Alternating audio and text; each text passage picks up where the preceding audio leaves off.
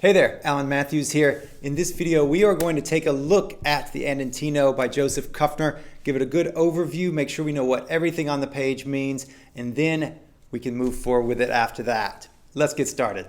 To begin with, we can just notice our time signature. So here we have 3/4. That means there's 3 beats per measure. Quarter note gets the beat, and that's what the 3 and the 4 mean. And so we'll just count this 1, 2, 3, 1, 2, 3. You know I'm a big fan of counting out loud and clapping and everything. So whenever you're doing your clapping, whenever you're looking at rhythm, count constantly, count out loud, because you don't really count inside.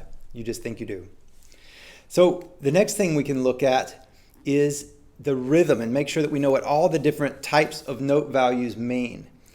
So here we have quarter notes, they get 1 beat. We've also got this dotted half note over here. The dot adds half of whatever the value of the note is. And so half note gets 2 beats. The dot adds another half of that 1 beat. So we get 3 beats per measure in this, or 3 beats per dotted quarter note, dotted half note. This measure right here is worth looking at, because if you'll notice, we have this dotted half note right here that gets 3 beats.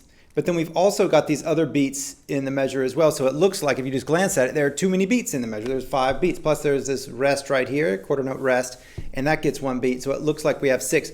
But actually, what we can do is just split that measure right in half. And then we have a lower part, a bass line, that's getting our 3 beats, and then an upper line that has rest, 2, 3. And so that's what's happening. It's actually 2 lines of music going on at the same time. The exact same thing happens in the bars with chords, where you have just these stacked notes right here. And so we have a bass line, stems down, and then we have a treble line, stems up as well. And so that happens throughout the piece. But in bars that don't have a bass line, you get this rest right here. And this rest is just taking place of the bass line. It's just a little mark underneath there, but you can see that that's what's happening there. So 2 lines of music happening at all times, even though sometimes one is just nothing but a rest.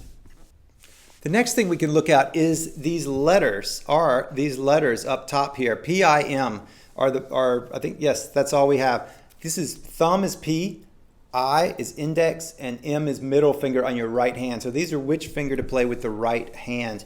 Whenever you're playing these chords over here, then you have one of your fingers plus the thumb on the bottom down here. So we have the P there and the I there, and they're playing together. It's really important that you watch out for those, because while it might or might not be completely important in this song, in more advanced songs, it certainly is important. There's only oftentimes one way to really make it all work out to where you can play it smoothly, and so we have to really become more conscious of our right hand. This is the blind spot for a lot of people, is knowing what the right hand is actually doing and controlling it and saying which finger to play with.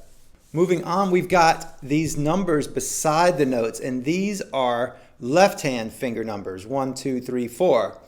So those are those, and they're written pretty liberally throughout this entire thing.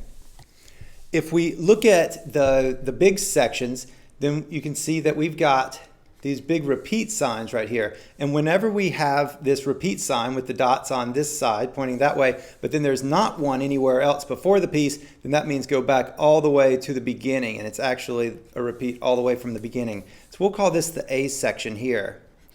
And so we repeat that once, so we have A, and then we also, to have down here, we have another repeats, and so we're going to call this the B section, and we'll have A, B, B, and that's the form of the piece, A, B, B. And lastly, we've got this 108 up here. So we've got the 108, and this is quarter note equals 108. This is the final tempo that we're going for, somewhere in this ballpark.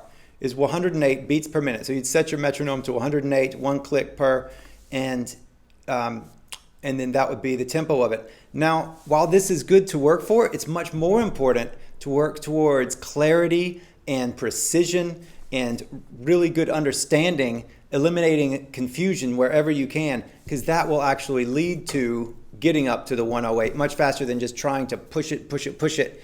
And just driving through all of your foibles and mistakes and just hoping for the best.